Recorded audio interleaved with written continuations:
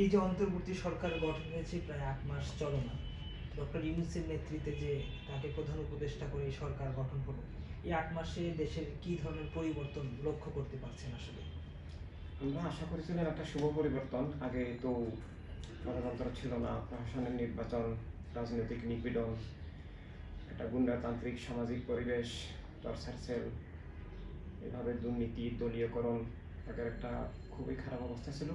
সেখান থেকে মুক্তির জন্য আমরা জনগণ চেয়েছিলাম, আমরা স্বৈরাচার বিরোধী গণতন্ত্র বিশ্বাসী মানবিক রাজনৈতিক দলগুলো আমরা চেয়েছিলাম একটা সুষ্ঠু স্বাভাবিক পরিবেশ, অর্থাৎ মানবিক পরিবেশ, সবার অধিকার নিশ্চিত হবে।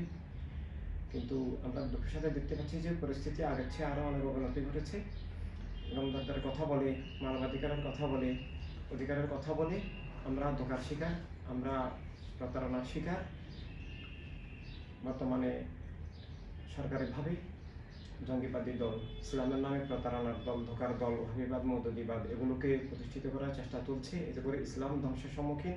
কারণ ওহাবিবাদ, মৌদুদিবাদ এই ধর্মের নামে রাজনৈতিক দলগুলো এরা আকিদাগত দিক থেকে এবং রাজনৈতিক দিক থেকে ইসলামের মূল আদর্শের বিপরীত। তারা সন্ত্রাস লালন করেন, তারা খুন জুলুম করেন, সেটার ইতিহাস আছে। এবং তারা তাদের দলীয় মতবাদকে ধর্মের নামে চাপিয়ে দিয়ে আসল ইসলামকে হত্যা করেন। এভাবে অপরদিকে জননিরাপত্তা নাই, সরকার পক্ষপাতদুষ্ট হয়ে গেছেন, সরকারের ক্যাবিনেটেও জঙ্গিবাদী দলের নেতা আছেন।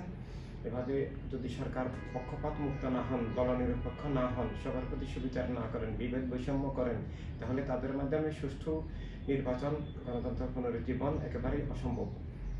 কিন্তু আমরা দেখতে পাচ্ছি তারা রাষ্ট্রকে বিভিন্নভাবে দলীয়করণ করছেন।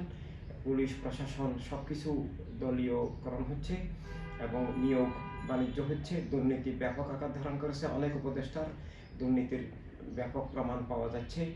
এভাবে আগের চেয়েও অবস্থা অনেক খারাপ হয়ে গেছে। চুরি ডাকাতি হচ্ছে, জননিরাপত্তা নাই এবং একটা ভয়ঙ্কর আশঙ্কাজনক পরিস্থিতি বিরাজ করছে। আমরা আমাদের ধর্মের ধ্বংসের ব্যাপারে আশঙ্কা, রাষ্ট্রের ধ্বংসের ব্যাপারে, গণতন্ত্র ধ্বংসের ব্যাপারে, জীবন ধ্বংসের ব্যাপারে আশঙ্কা।